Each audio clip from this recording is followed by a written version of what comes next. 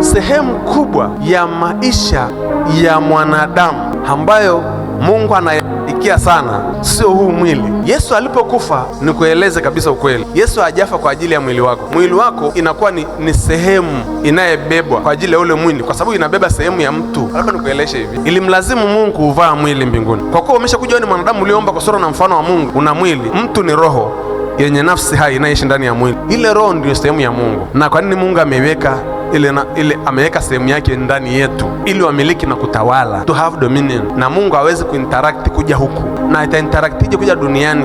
Kutumia roho yako ambayo ndio sehemu ya Mungu. Na roho yako inainteraktije na Mungu? Ni kupitia ibada. Kwa hiyo hata Mungu anapokutokeaga, hata unapofanya ibada, hapo tunapoimbia, anapokutokea hatokei mwili wako. Mimi ninapomtumikia Mungu, ninapohubiri hapa, ninapofundisha hapa, simtumikii Mungu kwa mwili wangu, namtumikia Mungu kwa roho yangu. Hivi vitu tunavyoongelewa hapa haviji kwenye mwili wana wa Mungu, vinatokea rohoni. Na ndio maana bili nijazo maarifa haya niyaelewe ya rohoni, nisome nielewe, niombe, afu Mungu anivuvie. Kwa hiyo Mungu alichokuwa anakitafuta hapo, anatafuta mawasiliano au mahusiano na huyu aliyemweka huku duniani, na mahusiano yake ni ibada. Ibada ndio tukapewa mwili, tukapewa roho, tukapewa nafsi, mtu mmoja katika vitatu.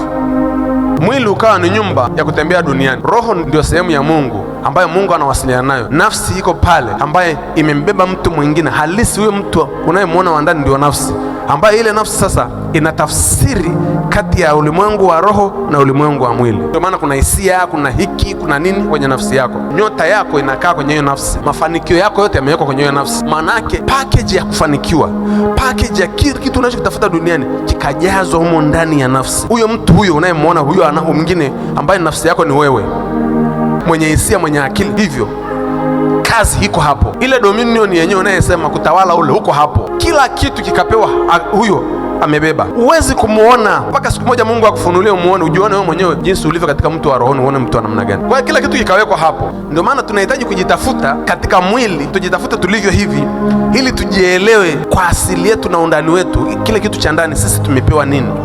Tukishajielewa pale, ndio tunaweza tukakitoa ndani, tukakiweka nje. Ukaitoa kazi iliyoko ndani yako kwa hiyo mtu wa ndani, kwa sababu hii ni kazi yangu, vimefichwa ndani. Haleluya.